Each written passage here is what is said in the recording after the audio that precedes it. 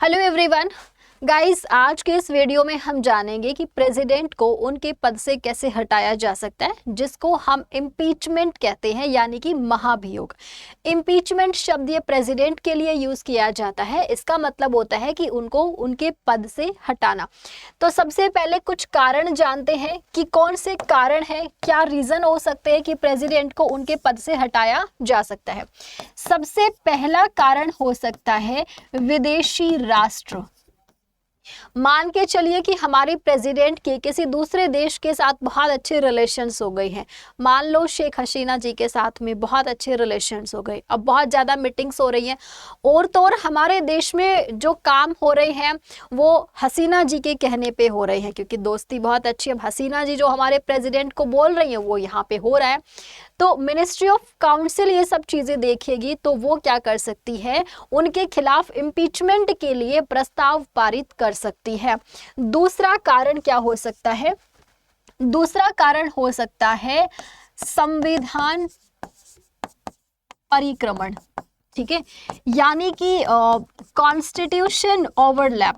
Constitution overlap, अगर संविधान के अंदर किसी भी नियम का उल्लंघन किया गया है तो भी उनके खिलाफ इम्पीचमेंट लाया जा सकता है। तीसरा कारण हो सकता है मिनिस्ट्री ऑफ काउंसिल, यानी कि मंत्रिमंडल। प्रेसिडेंट कोई भी काम करते हैं तो मंत्रिमंडल की सलाह से करते हैं। अगर मंत्रिमंडल की सलाह वो मानने से इनकार करते हैं, अपनी मनमानी करते हैं, हर काम में अपना डिसीजन खुद लेते हैं, तो ऐसे में भी मंत्रिमंडल उनके खिलाफ इम्पीचमेंट ला सकता है कि भैया वो तो हमारी बात ही नहीं सुनते। और मंत्रिमंडल के हेड कौन होते हैं? प्रधानमंत्री होते हैं। तो देखा जाए अगर वो प्रधानमंत्री की बात नहीं मानेंगे तो भी क्या है, उनके खिलाफ इम्पीचमेंट प्रोसेस लाया जा सकता है। ये तीन कारण हो सकते हैं। अब जरा हम जानेंगे इम्पीचमेंट प्रोसेस में पार्टिसिपेट कौन कौन कर सकता है। तो देखो, जब हमने इलेक्शन के बारे में पढ़ा था कि जो प्रेसिडेंट के इलेक्शन होते हैं, इसमें लोकसभा के मेंबर, राज्यसभा के मेंबर, लेजिस्लेटिव असेंबली, सिर्फ ये पार्टिसिपेट करते हैं और इसमें नॉमिनेटेड मेंबर्स पार्टिसिपेट नहीं करते हैं। लेकिन जब हम इम्पीचमेंट की बात करेंगे, जब हम महाभियोग की बात करते हैं, तो कौन कौन पार्टिसिपेट करता है? लोकसभा पार्टिसिपेट करेगा इसके अंदर आपका, ठीक है, क्या लोकसभा पार्टिसिपेट करेगा, प्लस राज्यसभा के मेंबर्स भी पार्टिसिपेट करेंगे और प्लस इसमें नॉमिनेटेड मेंबर्स भी पार्टिसिपेट करेंगे। एक चीज याद रखिएगा, ना ही तो लेजिस्लेटिव असेंबली पार्टिसिपेट करेगी और ना ही लेजिस्लेटिव काउंसिल पार्टिसिपेट। काउंसिल ने तो इलेक्शन में ही पार्टिसिपेट नहीं किया, तो फिर यहाँ क्या मतलब? जिसने चुनाई नहीं है उसको हटाने का भी अधिकार नहीं है। ठीक है, लेजिस्लेटिव असेंबली इसलिए पार्टिसिपेट नहीं करती है क्योंकि प्रेसिडेंट जो होते हैं वो संसद का हिस्सा होते हैं। अब लोकसभा राज्यसभा में क्या चल रहा है ये तो यहाँ के लोगों को पता है। ठीक है, लेजिस्लेटिव असेंबली तो दूर दूर है, अब संसद है दिल्ली के अंदर। ठीक है, अब केरला के अंदर विधानमंडल, उसको क्या पता कि प्रेसिडेंट ने क्या गलती की है। अब उनको गलती नहीं पता तो फिर वो हटाने में अपना वोट कैसे डाल सकते हैं? और इन सभी विधानमंडल, सभी राज्यों के विधानमंडल को कौन समझाए भैया कि प्रेसिडेंट ने क्या काम किया है, तब वो पार्टिसिपेट करें? तो इतना पेचीदा प्रोसेस होगा। इससे बेटर है कि इनको हटा ही दिया गया है कि ये इम्पीचमेंट में पार्टिसिपेट नहीं करेंगे। इम्पीचमेंट में नॉमिनेटेड मेंबर्स आते हैं लेकिन ये इलेक्शन में पार्टिसिपेट नहीं करते। कारण, क्योंकि ये नॉमिनेट किए जाते हैं प्रेसिडेंट के द्वारा, तो प्रेसिडेंट ने इनको अपॉइंट किया है, तो ये अब इनके इलेक्शन में पक्षपात हो सकता है, इलेक्शन में वोट डालेंगे। आपको कोई अपॉइंट करता है तो आप भी तो बदले में अपना फर्ज निभाओगे ना, तो इसलिए यहाँ पे क्या है, एक डिस्क्रिमिनेशन आ जाता है। तो ये इलेक्शन में इसलिए इनको पार्टिसिपेट करने नहीं दिया जाता। लेकिन जब पद से हटाने की बारी आती है तो यहाँ पे कोई पक्षपात नहीं हो सकता। अगर इनको भी कोई प्रॉब्लम है पद से हटाने में तो ये भी पार्टिसिपेट करते हैं यहाँ पर वोट डालने के लिए। ठीक है, अच्छा, तो अब हम देख लेते हैं कि प्रोसेस क्या होता है यहाँ पर इम्पीचमेंट का। देखो, ये है लोकसभा और ये है राज्यसभा। सबसे पहली चीज, प्रेसिडेंट का इम्पीचमेंट लोकसभा या फिर राज्यसभा, किसी भी सदन से शुरू किया जा सकता है। बस जिस भी सदन से शुरू किया जाएगा, फॉर एग्जाम्पल हमने लोकसभा से शुरू किया है, तो शुरू करने के लिए, स्टार्ट करने के लिए 25% वोट होने जरूरी हैं। अगर 25% मेंबर लोकसभा के ये कहते हैं कि हाँ प्रेसिडेंट ने गलती की है और हम चाहते हैं उनके खिलाफ इम्पीचमेंट का प्रस्ताव पारित किया जाए, तो शुरू करने के लिए 25% वोट चाहिए। अब प्रोसेस तो शुरू हो गया, लेकिन प्रस्ताव पारित करने के लिए कितना चाहिए? प्रस्ताव पारित करने के लिए 66% वोट चाहिए, यानी कि 2/3 चाहिए। ठीक है, प्रस्ताव पारित करने के लिए कितना चाहिए? 2/3 चाहिए।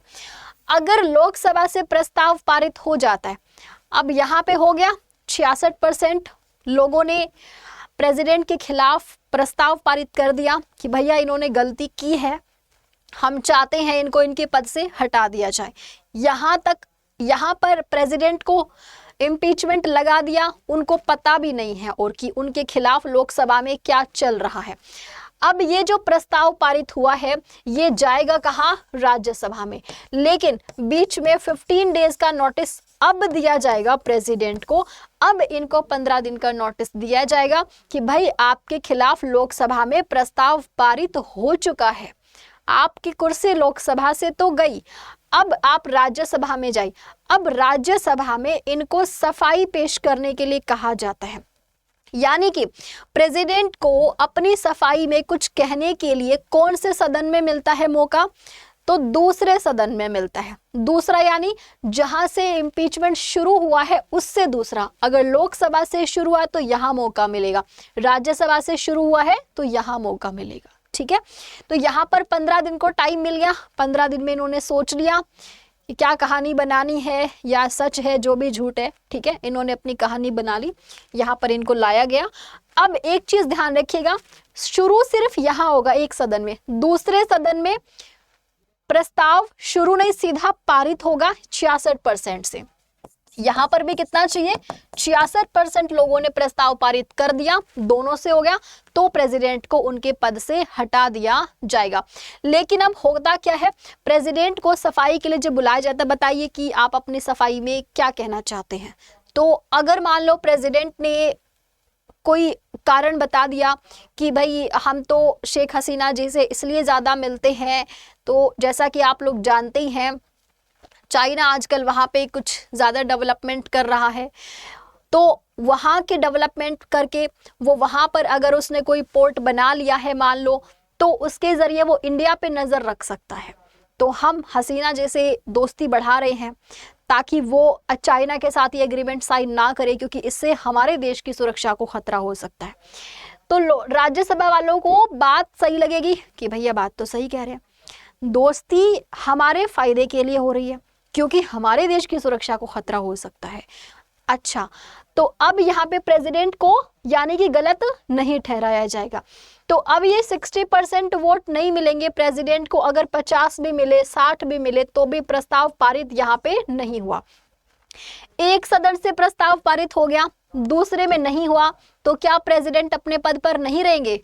रहेंगे, यानी कि प्रेसिडेंट का इम्पीचमेंट कैंसिल और वो अपने पद पर बने रहेंगे। उनको पद से हटाने के लिए दोनों सदन में 66% वोट चाहिए, तब जाकर के प्रस्ताव पारित होता है। तो अब सफाई का मौका इनको यहाँ पर मिला राज्यसभा में, तो इन्होंने अपनी जो कहानी बताई है उससे राज्यसभा के सदस्यों को लगा है कि हाँ प्रेसिडेंट बिल्कुल सही कह रहे हैं, तो इसलिए इनके खिलाफ प्रस्ताव राज्यसभा में पारित नहीं हुआ और उनकी कुर्सी बच गई। तो ये होता है इम्पीचमेंट का प्रोसेस। उम्मीद करती हूँ आप लोगों को पूरा समझ में आया होगा। अगर कोई भी पॉइंट आप पूछना चाहते हैं तो कमेंट सेक्शन में भी पूछ सकते हैं। ठीक है, चलिए ओके गाइस, तो इसी प्रकार की नई नई वीडियोस मैं आप लोगों के लिए लाती रहूंगी जिसमें आप लोगों को नई नई नॉलेज मिलती रहेगी। सो प्रेसिडेंट के बारे में मैंने 3 पार्ट आपको बताए, प्रेसिडेंट के इलेक्शंस के बारे में क्या क्वालिफिकेशंस होने चाहिए, और आज मैंने आपको इम्पीचमेंट बताया। एक छोटा सा पार्ट और आप देख सकते हैं, प्रेसिडेंट की जो ओथ है, इनकी जो शपथ है, ये कौन से आर्टिकल में दी गई है? आर्टिकल 60 में। कौन दिलाता है इनको शपथ? चीफ जस्टिस ऑफ इंडिया दिलाते हैं। अगर चीफ जस्टिस ऑफ इंडिया अपने पद पर नहीं है ठीक है। सुप्रीम कोर्ट के चीफ जस्टिस ऑफ इंडिया अपने पद पर नहीं है तो कौन दिलाएगा? तो जो भी मोस्ट सीनियर जज होंगे, जो भी मोस्ट सीनियर जज होंगे वो इनको शपथ दिलाएंगे। और इसी के साथ में इस वीडियो को समाप्त करते हैं। आगे मैं आप लोगों के लिए नॉलेज वाली अच्छी और वीडियोस लाती रहूंगी, तो हमारे चैनल को सब्सक्राइब कर लीजिएगा ताकि आपको मेरी नेक्स्ट वीडियोस का नोटिफिकेशन मिल सके। Okay guys, thank you so much, bye bye and take care.